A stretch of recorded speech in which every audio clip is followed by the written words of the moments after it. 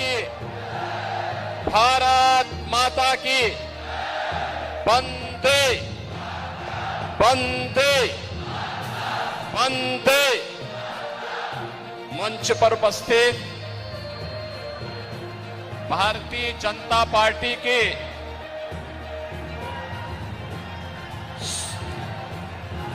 लोकप्रिय प्रत्याशी केंद्रीय मंत्री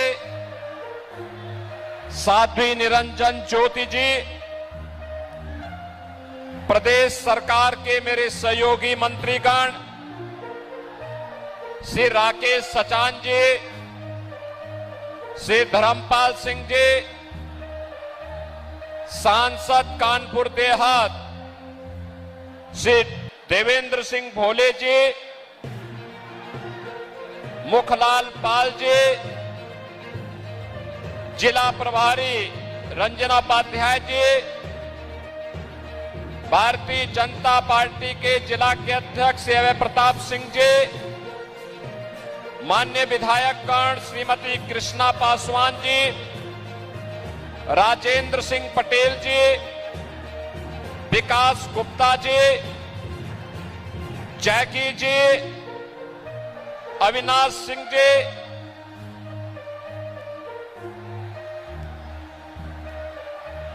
पूर्व विधायक और पूर्व मंत्री श्री रणवेंद्र सिंह ढुन्नी सिंह जी, पूर्व विधायक विक्रम सिंह जी, पूर्व विधायक आनंद लोधी जी, पूर्व विधायक करण सिंह पटेल जी,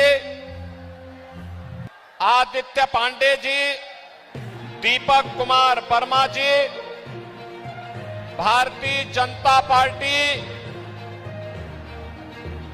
और एनडीए के हमारे सभी सहयोगी दलों के पदाधिकारीगण भारी संख्या में आज यहां पर उपस्थित फतेहपुर लोकसभा क्षेत्र से जुड़े हुए मेरे सभी उपस्थित बहन और भाइयों,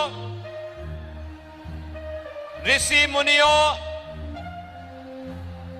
देश की स्वाधीनता संग्राम सेनानियों, मां गंगा और यमुना के बीच में बसे हुए इस पावन धरा को, जिसे राष्ट्र कवि सोहनलाल द्विवेदी ने अपनी साहित्य सृजन के माध्यम से एक नई पहचान दी, इस पावन धरा को कोटि कोटि नमन करते हुए आप सबके उत्साह के लिए मैं आपका हृदय से अभिनंदन करता हूं, स्वागत करता हूं। बहन और भाइयों, लोकसभा चुनाव के अब तक 4 चरण पूरे हो चुके हैं, 3 चरण बाकी है, लेकिन परिणाम के बारे में हर व्यक्ति निश्चिंत है, क्योंकि पूरे देश के अंदर कहीं भी आप जाएंगे, जनता जनार्दन के मुख से एक ही बात उड़ती है, वह उड़ती है कि जीतेंगे तो मोदी ही, जीतेंगे तो और आएंगे तो मोदी ही। और जब लोग पूछते हैं कि भाई क्यों मोदी ही क्यों आएंगे, तो जनता जनार्दन कह उड़ती है, जो राम को लाए हैं हम उनको लाएंगे।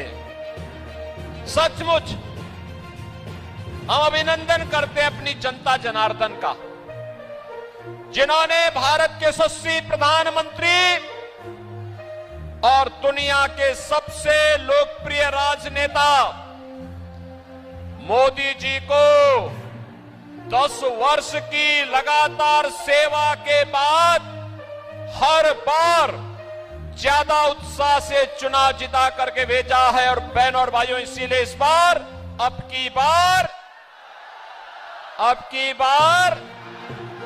400 पार के अभियान को आगे बढ़ाने के लिए जनता जनार्दन कमर कसी है। बहनों और भाइयों, कोई संदेह नहीं, पूरे देश के अंदर लोग बोल रहे हैं कि मोदी जी ने देश की कायाकल्प की है, देश का सम्मान बढ़ाया है, देश की सीमाओं की सुरक्षा पुख्ता की है, आतंकवाद और नक्सलवाद पर नकेल कसी है। और यही नहीं, विकास के नए नए कार्य किए हैं, highway, railway, 1 district 1 medical college, AIIMS, IIM, IIT, IIIT, NIT और वर्ल्ड क्लास यूनिवर्सिटी के साथ साथ आज मोदी जी के नेतृत्व में हर घर नल की योजना भी जगह जगह लागू हो रही है। हर घर में नल होगा, नल में जल होगा और जल भी RO का होगा। बहनों और भाइयों, गरीब कल्याणकारी योजनाओं की तो कोई हिसाब ही नहीं। याद करिए, ये जो चुनाव मैदान में आए हैं समाजवादी पार्टी और कांग्रेस के लोग, इनसे पूछना चाहिए, इनके समय में हमारा ये जो फतेहपुर है, यह बुंदेलखंड का प्रवेश द्वार भी है। इनसे पूछा जाना चाहिए कि यह क्षेत्र माफियाओं के शिकंजे में क्यों था। यहां खनन माफिया था, यहां खाद्यान्न माफिया था, यहां पे भू माफिया हावी होते थे, यहां पे अराजकता चरम पर थी, बेटी और व्यापारी की सुरक्षा खतरे में पड़ी थी, गरीब भूख से मरता था, किसान आत्महत्या करता था, नौजवान पलायन करता था और व्यापारी से रंगदारी वसूली होती थी। समाजवादी पार्टी की सबसे बड़ी विशेषता क्या? कि समाजवादी पार्टी ने नौजवानों के हाथों में तमंचे पकड़वा दिए। बहनों और भाइयों, ये तो भाजपा की सरकार है। भारतीय जनता पार्टी ने नौजवानों के हाथों में टैबलेट पकड़वाया है। स्मार्ट यूथ आज उत्तर प्रदेश और देश के विकास में अपना योगदान दे रहा है। बहनों और भाइयों, एक कांग्रेस के समय, समाजवादी पार्टी के समय जो राशन माफिया हावी थे, आज उनकी छुट्टी, आज 80 करोड़ लोगों को देश के अंदर फ्री में राशन की सुविधा का लाभ प्राप्त हो रहा है। 60 करोड़ लोग आयुष्मान भारत में 5 लाख रुपए की स्वास्थ्य बीमा प्राप्त कर रहे हैं। बहनों और भाइयों, 50 करोड़ लोगों के जनधन अकाउंट खुल गए। 12 करोड़ किसान आज किसान सम्मान निधि का लाभ प्राप्त कर रहा है। 10 करोड़ गरीबों के घर में उज्ज्वला योजना का रसोई गैस का सिलेंडर पहुंच गया है और हमने तो दीपावली और होली के अवसर पर उसको एक एक भरा हुआ सिलेंडर भी उपलब्ध करवा रहे हैं। बहनों और भाइयों, यही नहीं, 4 करोड़ गरीबों के मकान मिल गए हैं। और आज हम जब यहां पर आए हैं, मैं फिर कह रहा हूं, मोदी जी की ओर से जितने बच्चे हैं, जिन परिवारों के पास मकान नहीं है, कॉलोनी नहीं है, उनको आश्वस्त कर दीजिए अगले 5 वर्ष के अंदर उनका भी पक्का घर होगा। 70 वर्ष से ऊपर के हर बुजुर्ग को बोल दीजिए उसके पास उसका आयुष्मान का कार्ड होगा और 5 लाख रुपए की सुविधा स्वास्थ्य का, वो कहीं भी जाकर के अपना उपचार करा सकता है, सरकार उसका पैसा देगी। बहनों और भाइयों, ये भाजपा की सरकार है। मोदी जी हमारे नेता हैं, बोलते कम है, करके दिखाते हैं। ये जितना भी दिया है, क्या किसी का चेहरा देख करके दिया? किसी की जाति, किसी का मत, किसी का मजहब, किसी की क्षेत्र या भाषा देख करके दिया है? मोदी जी ने तो कहा सबका साथ, सबका विकास। एक तरफ मोदी जी के नेतृत्व में सबका साथ और सबके विकास के साथ आत्मनिर्भर और विकसित भारत की परिकल्पना को साकार करने के लिए भारतीय जनता पार्टी है, जो विकास भी कराती है, गरीब कल्याण भी कराती है, आतंकवाद और नक्सलवाद पर नकेल भी कसती है, सुरक्षा को, देश की सुरक्षा को पुख्ता भी करती है। आतंकवाद के हाल तो ये थे, कांग्रेस के समय विस्फोट होते थे, निर्दोष लोग मरते थे, और जब हम संसद में इस मुद्दे को उठाते थे तो कांग्रेस के नेता क्या कहते थे? तत्कालीन प्रधानमंत्री कहते थे आतंकवादी सीमा पार के हैं। और आज बहनों और भाइयों, कितना परिवर्तन हुआ है? आज परिवर्तन कितना हुआ है कि आज आतंकी घटना नहीं घटित होती, लेकिन अगर कहीं भी पटाखा भी जोर से फट जाए तो सबसे पहले पाकिस्तान सफाई देता है, कहता मेरा हाथ नहीं है।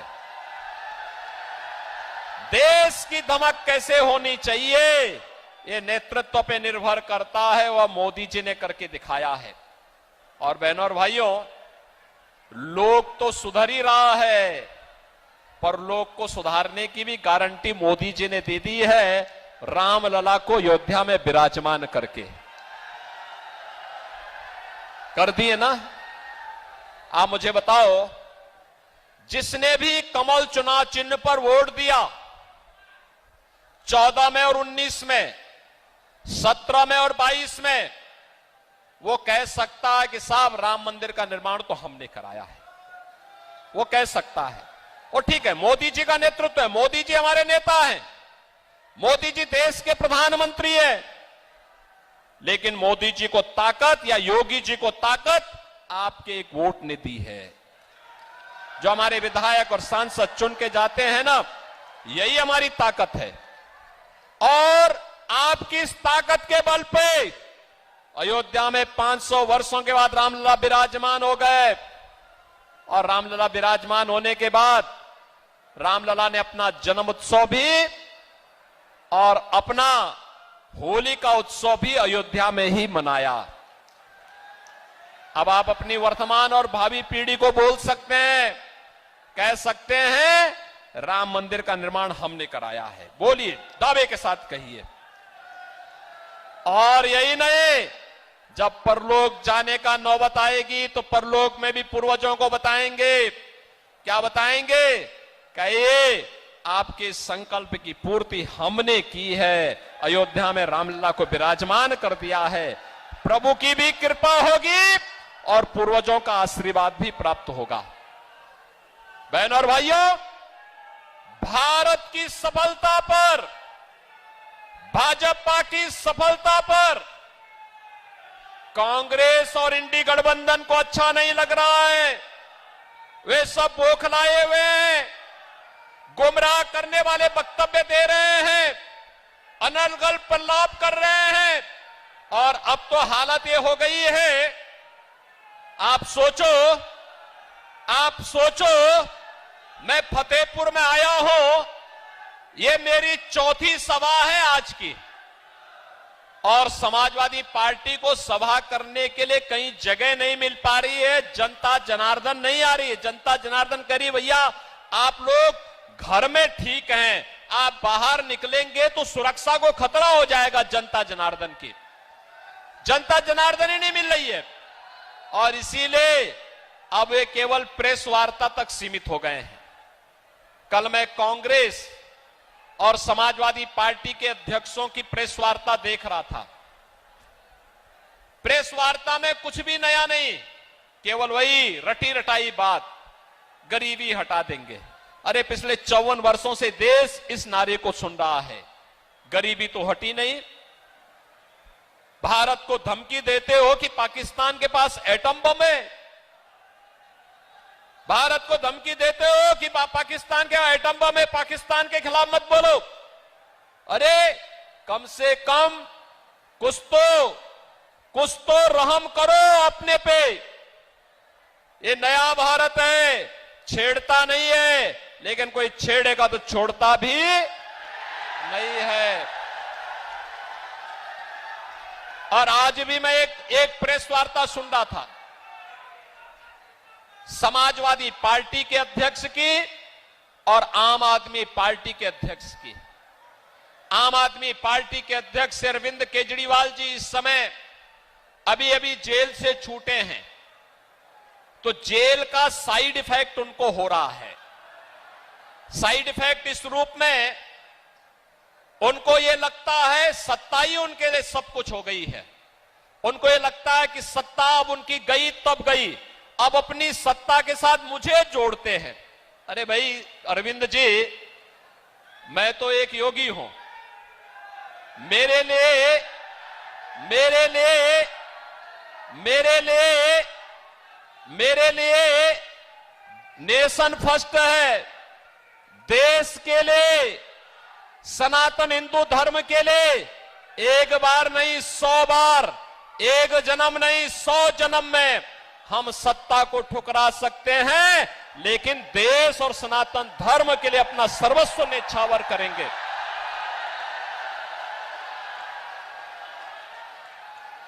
हम लोगों का जो कुछ भी है वह तो जनता जनार्दन के लिए है। हमारा कोई अगला आगे पीछे नहीं है। जो कुछ है जनता जनार्दन के लिए है। जैसे पहले थे वैसे ही आगे भी रहने वाले हैं।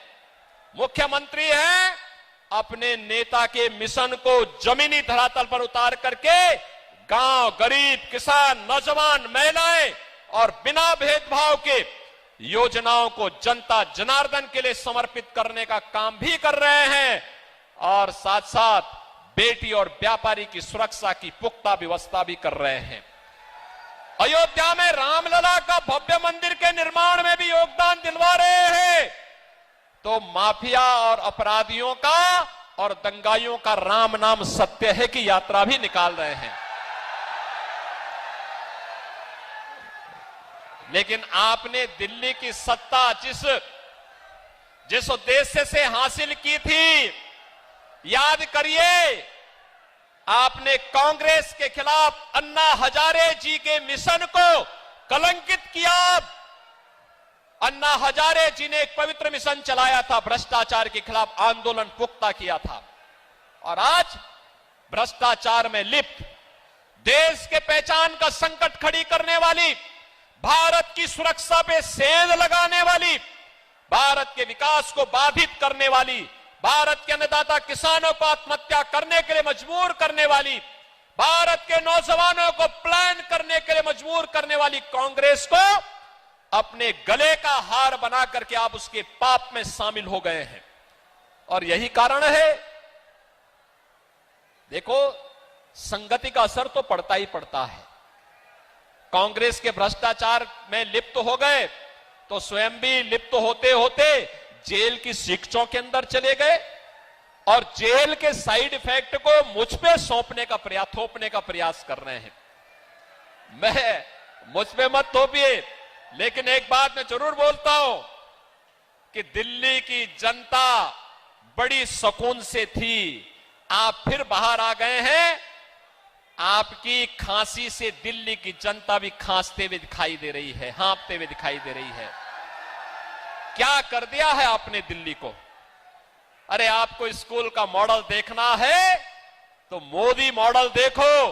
अटल आवासीय विद्यालय मोदी जी के मार्गदर्शन में जो यूपी के अंदर बने हुए हैं। ऑपरेशन कायाकल्प के अंतर्गत 1,36,000 विद्यालयों का जो ऑपरेशन कायाकल्प हुआ है, आकर के कभी यूपी में टहल तो लो, देख तो लो।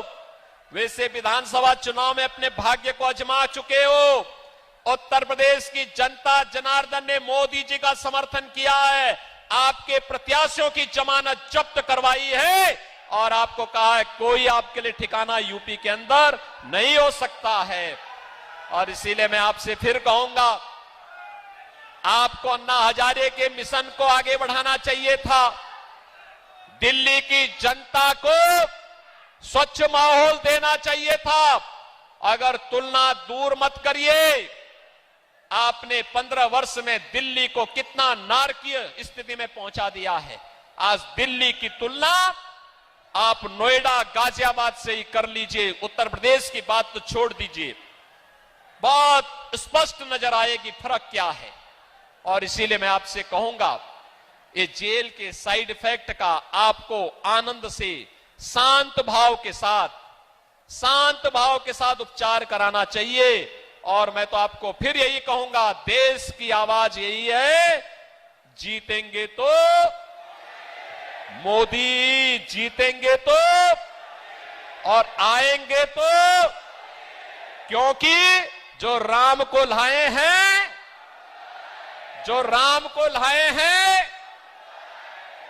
और फतेहपुर को तो कहना ही क्या है, राम की भक्ति ने ही यहां चुनाव लड़ रही है। साध्वी निरंजन ज्योति, उन्होंने भी कभी सोचा नहीं था कि मैं विधायक बनूंगी, सांसद बनूंगी, केंद्रीय मंत्री बनूंगी। जीवन समर्पित किया प्रभु राम के चरणों में, जीवन समर्पित किया प्रभु राम के चरणों में, और राम जन्मभूमि आंदोलन से जुड़ी हुई है, राम जन्मभूमि आंदोलन के साथ जुड़ी रही। तब कोई चुनाव की बात ही नहीं करता था, तब तो एक ही संकल्प था, राम लला हम आएंगे। तब तो एक ही संकल्प था, कभी उन्होंने सोचा नहीं, कभी नहीं, एक बार सपने में भी नहीं सोचा था। संकल्प एक ही था कि मेरे प्रभु राम अयोध्या में फिर से विराजेंगे, इसके लिए चाहे हमें कोई भी कुर्बानी क्यों न देनी पड़े, हम लोग देंगे। और साध्वी निरंजन ज्योति उस परंपरा को आगे बढ़ाने वाली ज्योति है। और इसलिए फतेहपुर वासियों, वे विकास के लिए भी कार्य करती है, सनातन हिंदू धर्म के लिए भी उनका पूरा जीवन समर्पित है।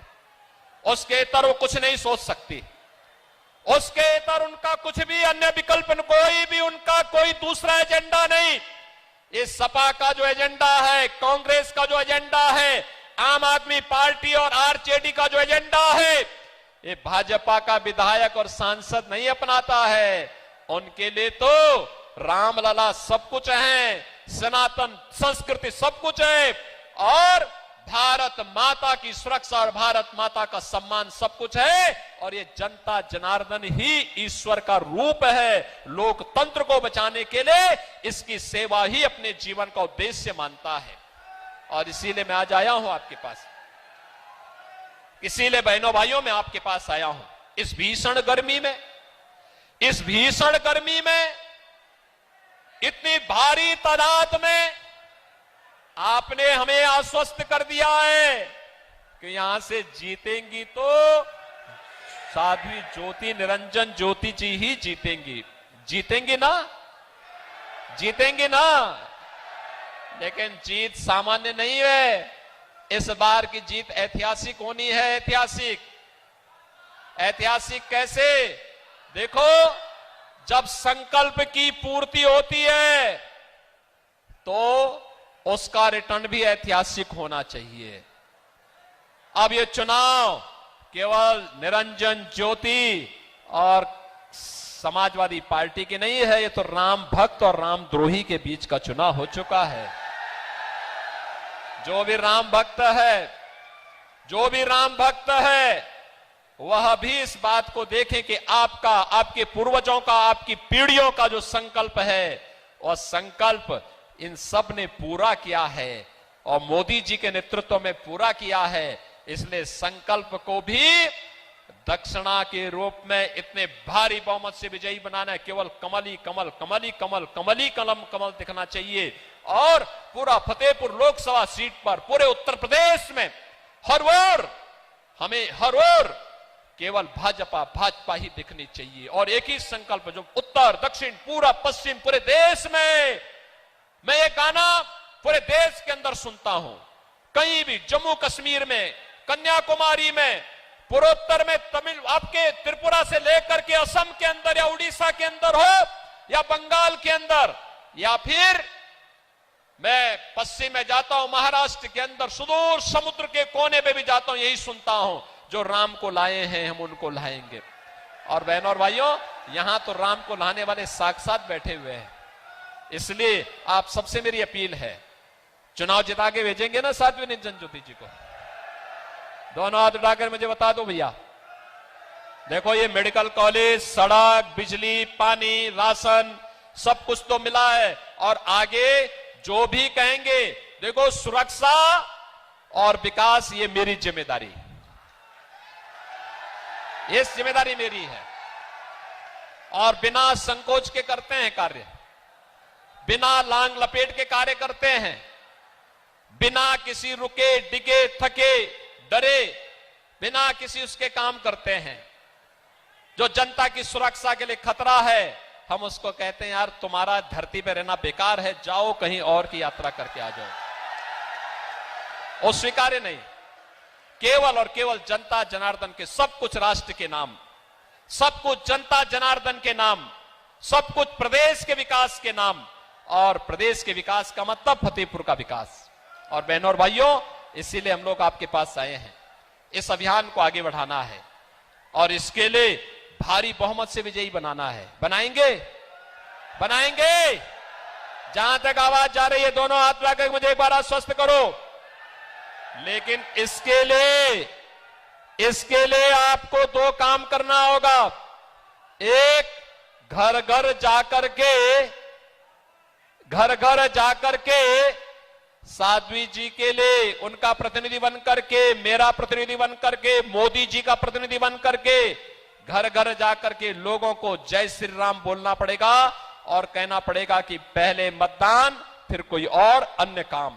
बोलेंगे, बोलेंगे, बोलेंगे तो फिर मेरे साथ बोलेंगे भारत माता की, भारत माता की, भारत माता की जय श्री राम, जय जय श्री राम।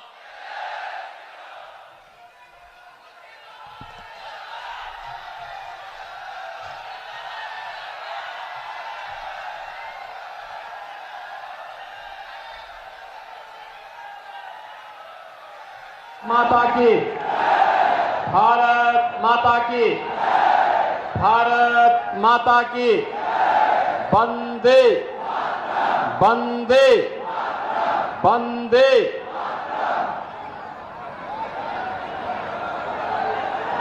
पलानी की तिंदवारा विधानसभा क्षेत्र में आयोजित आज की इस चुनावी सभा में उपस्थित प्रदेश सरकार में मेरे साथ सहयोगी मंत्री और इस विधानसभा क्षेत्र के लोकप्रिय विधायक श्री रामकेश निषाद जी, लोकप्रिय सांसद हमीरपुर महोबा लोकसभा क्षेत्र से भारतीय जनता पार्टी, निषाद पार्टी, अपना दल, सुहेल देव राजभर पार्टी और राष्ट्रीय लोकदल के संयुक्त प्रत्याशी श्री पुष्पेंद्र सिंह चंदेल जी, भारतीय जनता पार्टी बांदा के अध्यक्ष श्री संजय सिंह जी, राज्यसभा के माननीय सांसद श्री बाबूराम निषाद जी, माननीय विधायक हमीरपुर श्री मनोज प्रजापति जी, जिला पंचायत अध्यक्ष बांदा श्री सुनील पटेल जी, जिला महामंत्री अखिलेश सिंह दीक्षित जी, विधानसभा के प्रभारी देवेंद्र शुक्ला जी, राकेश चौहान जी, भरत सिंह जी, ब्लॉक प्रमुख स्वर्ण सिंह सोनो जी, ब्लॉक प्रमुख दीप शिखा सिंह जी, जिलाध्यक्ष महिला मोर्चा श्रीमती वंदना गुप्ता जी, भारतीय जनता पार्टी के हमारे सभी पदाधिकारीगण, और इतनी भीषण गर्मी में मात्र 12 घंटे की सूचना के बाद इतनी भारी संख्या में उपस्थित मेरे तिंदवारा विधानसभा क्षेत्र से जुड़े हुए उपस्थित बहनों और भाइयों, इस पावन धरा को कोटि कोटि नमन करता हूं। आप सबका मैं अभिनंदन करता हूं। बहनों और भाइयों, एक तिंदवारा विधानसभा क्षेत्र देश के इतिहास को लिखने वाला क्षेत्र है।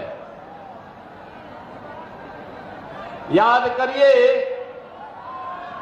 ये विधानसभा प्रदेश को मुख्यमंत्री भी दी है और देश को प्रधानमंत्री भी दी है।